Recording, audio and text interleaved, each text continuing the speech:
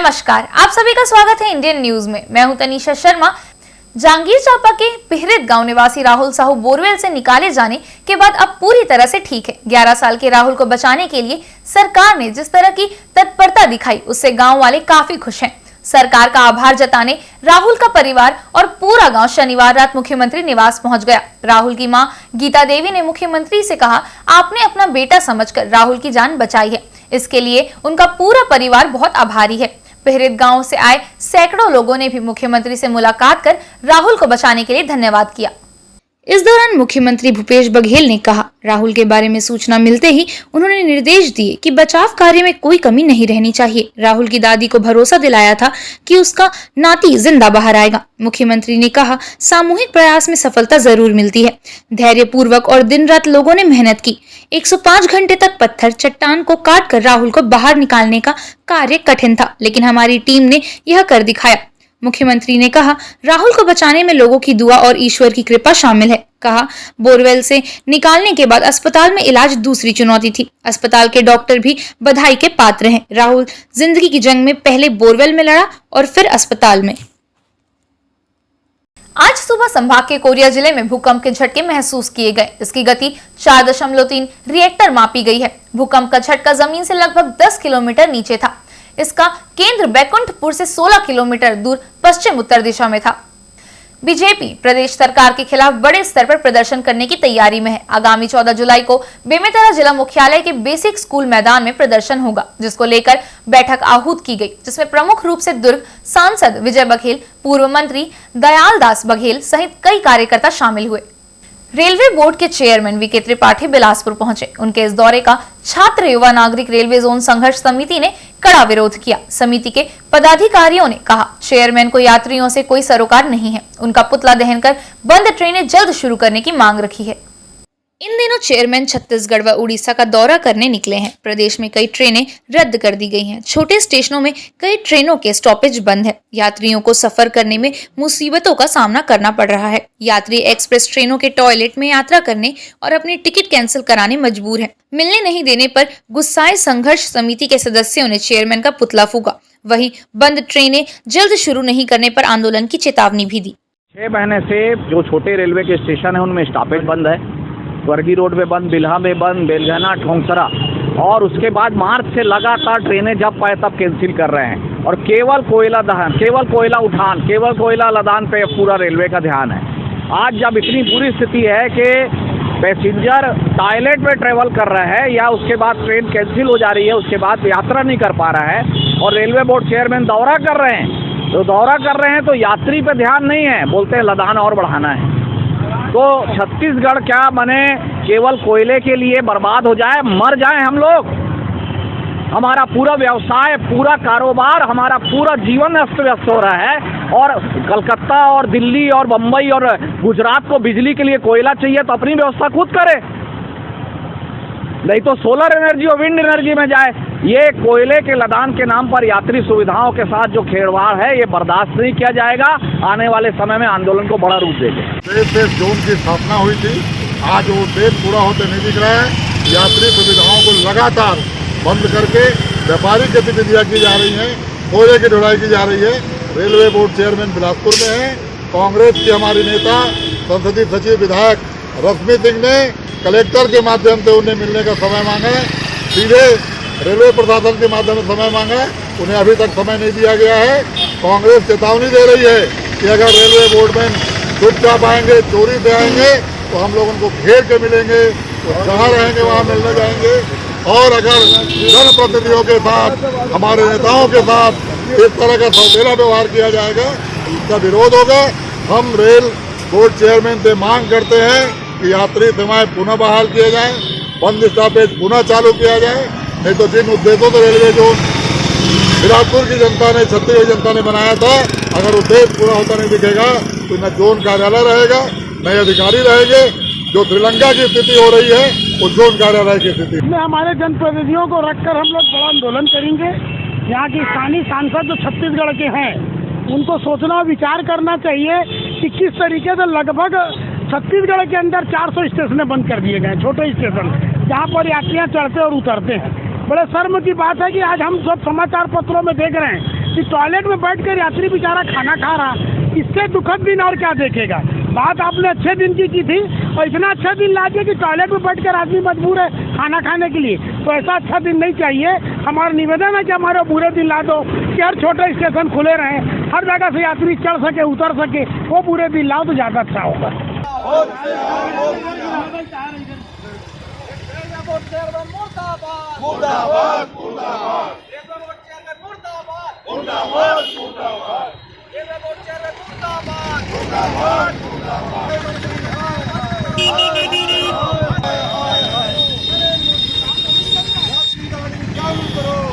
वैश्विक महामारी कोरोना का संकट अभी बने रहने की आशंका है। इस बीच उससे बचाव के उपायों पर काम जारी है। अब छत्तीसगढ़ के स्कूलों में भी बच्चों को कोरोना महामारी और उससे बचाव के उपायों की जानकारी दी जाएगी। इसके लिए प्रत्येक सप्ताह गुरुवार का दिन तय किया गया है। स्कूल शिक्षा विभाग ने इस कार्यक्रम को सुरक्षित गुरुवार नाम दिया है। शिक्षा विभाग ने यह कार्यक्रम यूनिसेफ के सहयोग से तैयार किया है। सुरक्षित गुरुवार गतिविधियों पर आधारित 17 सप्ताह का एक कार्यक्रम है।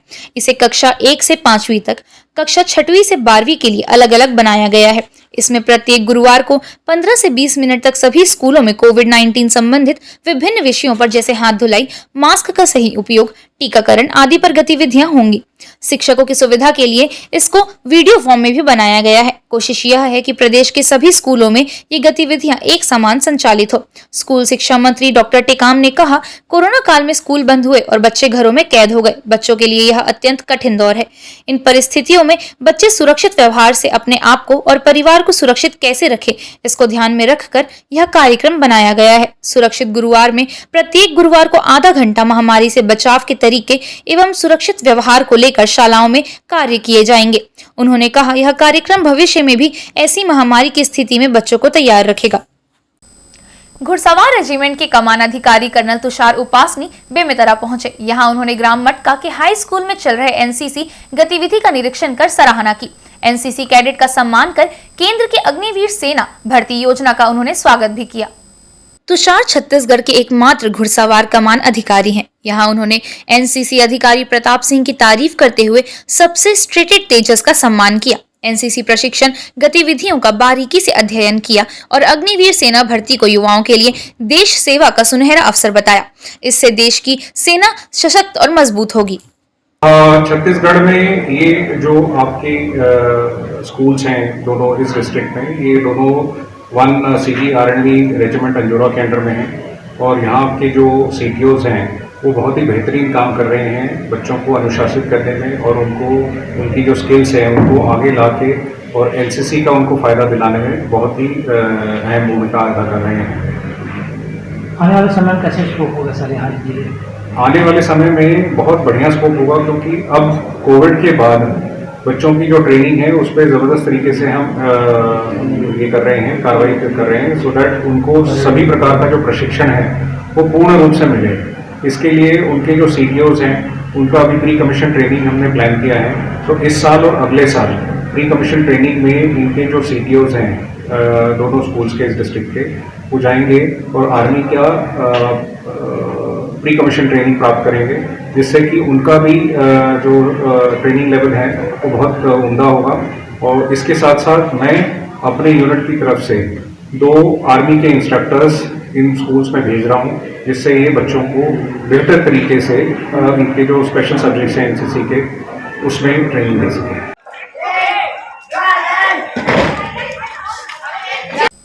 वक्त हो चला है एक छोटे से ब्रेक का। बने रहिए इंडियन न्यूज के साथ।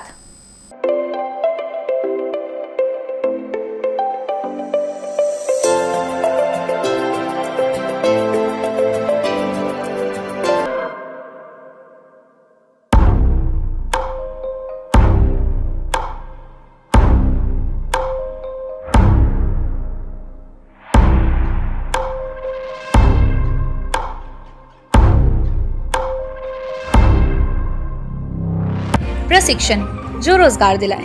Computer hardware, mobile servicing course, electronical course, electronics course, refrigeration, air conditioning course, छात्रावास की सुविधा।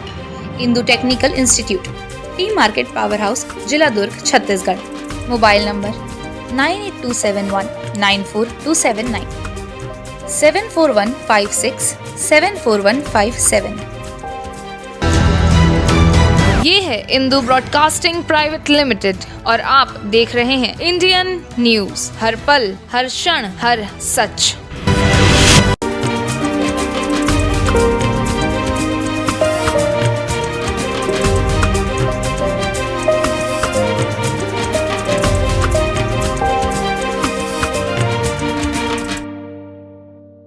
ब्रेक के बाद आप सभी का स्वागत है।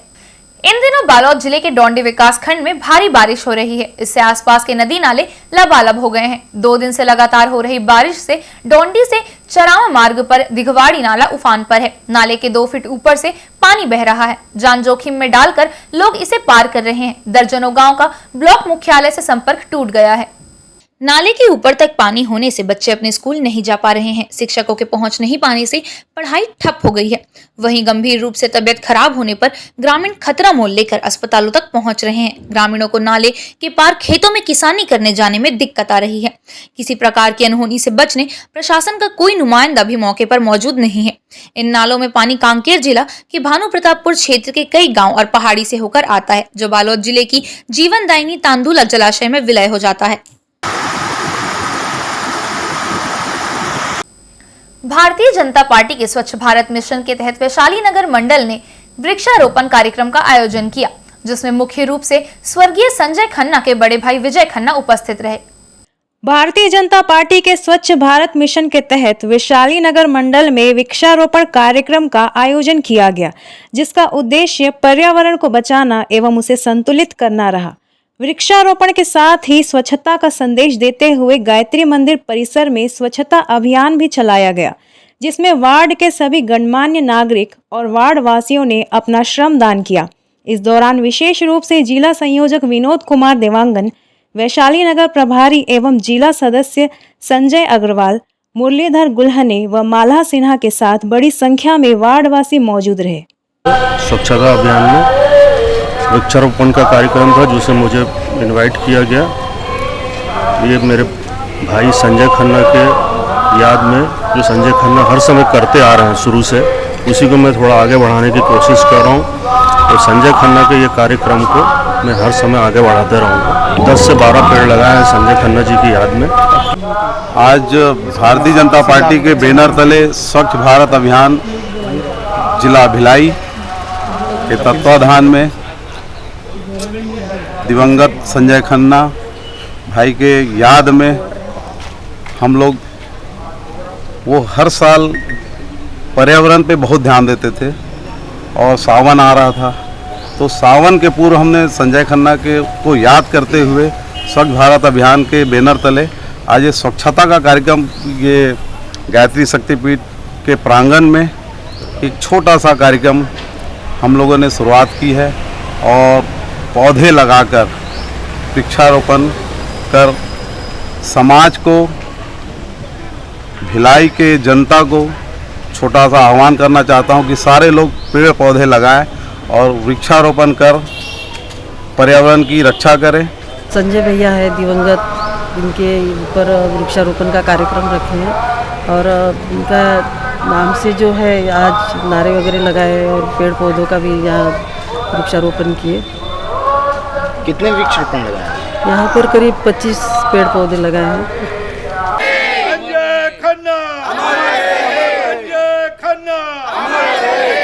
बांधा तालाब में हमर चौपाटी का शुभारंभ विधायक आशीष छाबड़ा व नगर पालिका अध्यक्ष शकुंतला मंगत साहू की उपस्थिति में हुआ। इस दौरान विधायक छाबड़ा ने कहा कि यह सुंदर चौपाटी नगर की नई पहचान है। मनोरम वातावरण में सुकून के पल बिताने और छत्तीसगढ़ी व्यंजनों का स्वाद लेने मौका मिलेगा। कवर्धा रोड स्थित पिकरी बांधा तालाब में 76 लाख की लागत से बनी इस चौपाटी में 14 में से 7 दुकानें महिला समूह संचालित करती हैं। स्व सहायता समूह की महिलाओं को आत्मनिर्भर बनाने का मौका दिया गया है। इलेक्ट्रिक बोटिंग का भी शहरवासी आनंद ले सकेंगे। विधायक और न्यायाध्यक्ष ने मुख्यमंत्री भूपेश बघेल का आभार जताया। इस दौरान सीएमओ होरी सिंह ठाकुर, वार्ड पार्षद, एल्डरमैन व कांग्रेसी आदि उपस्थित थे। देखिए, नगर पालिका के द्वारा एक बेमित्र शहर में बहुत ही सुंदर चौपाटी का निर्माण किया गया है, जो आज बेमित्र नगर वासियों के लिए आज से प्रारंभ की जा रही है। मैं अपनी ओर से नगर पालिका प्रशासन को बहुत बहुत धन्यवाद देता हूं, नगर वासियों को बहुत बहुत बधाई देता हूं और प्रदेश के माननीय मुख्यमंत्री जी के प्रति आभार व्यक्त करता हूं, जिन्होंने इस चौपाटी के लिए राशि स्वीकृत की। लगातार माननीय मुख्यमंत्री भूपेश बघेल जी के नेतृत्व में छत्तीसगढ़ समेत बेमेतरा नगर और बेमेतरा विधानसभा का विकास हो रहा है। मैं मुख्यमंत्री जी को बहुत बहुत धन्यवाद देना चाहता हूँ। सबसे पहले तो मैं सभी लोगों का यहाँ उपस्थित हमारे बेमेतरा के प्रबुद्ध जनों का धन्यवाद ज्ञापित करती हूँ। और हमने यहाँ 14 दुकानें निर्मित की हैं, लगभग 76 लाख की लागत राशि से हुई है और इसमें 7 महिला स्व सहायता समूहों को दिया गया है। तो हमारी महिला स्व सहायता समूह अपना आत्मनिर्भर बनने के लिए यह हमारे माननीय मुख्यमंत्री भूपेश बघेल जी का बहुत बड़ा योगदान रहा है, जो हमेशा सतत महिलाओं के विकास के लिए अग्रसर रहते हैं।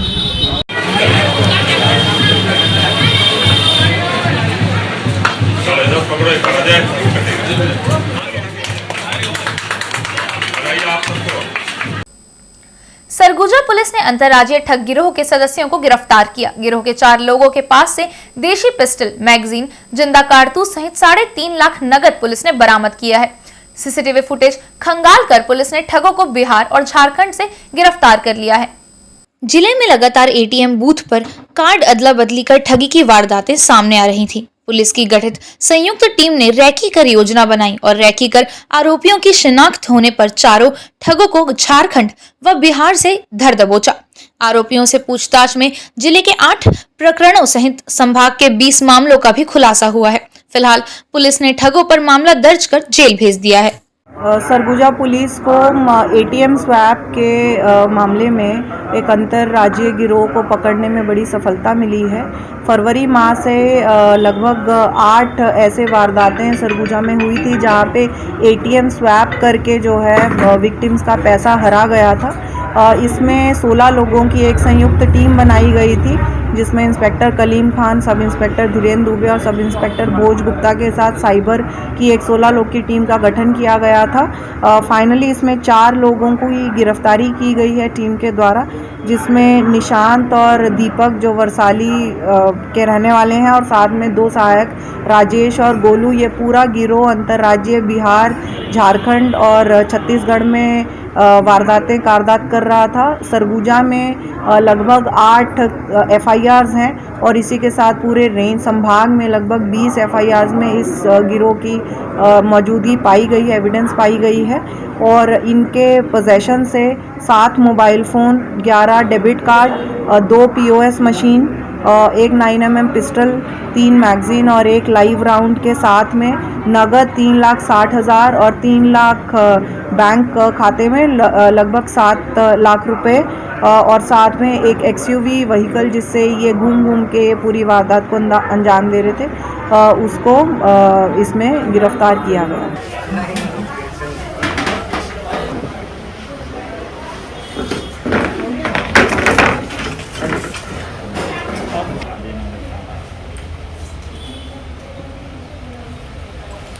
सरगुजा में गुरु शिष्य के रिश्ते और शिक्षा जगत को शर्मिंदा करने का मामला सामने आया है। हुआ यूं कि Lakhanpur government CBSE English medium school की एक शिक्षिका ने 6वीं कक्षा की 11 वर्षीय बच्ची को पढ़ाई में कमजोर होने का हवाला देते हुए घर भेज दिया। इससे दुखी बच्ची पैदल सफर कर घर पहुंचकर बीमार हो गई।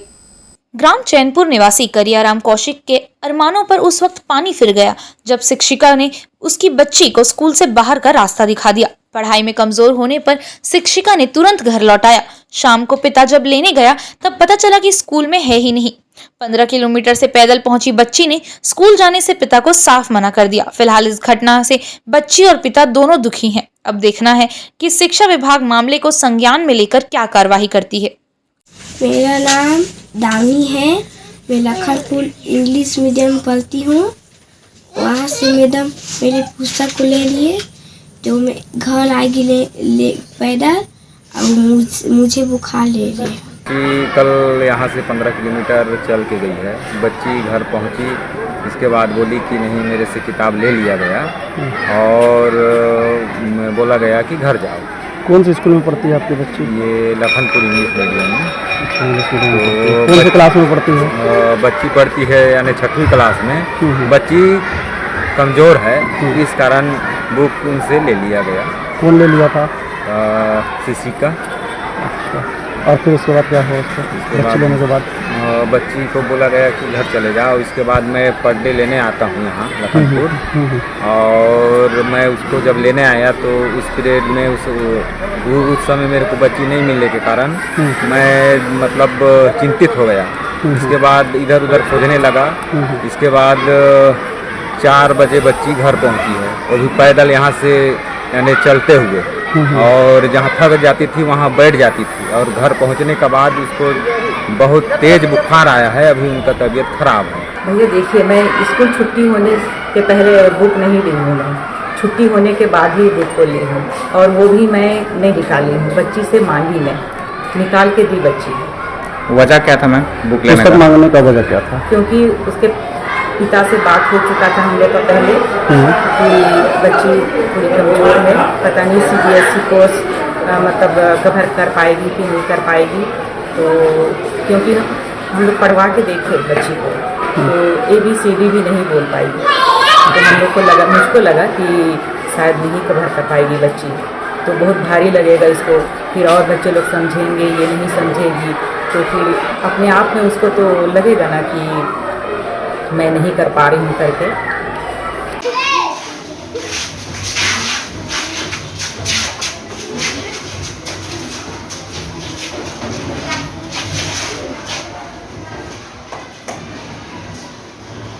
आज की खबरों में फिलहाल इतना ही। हम फिर मिलेंगे आपसे हर पल, हर क्षण, हर सच के साथ। नमस्कार।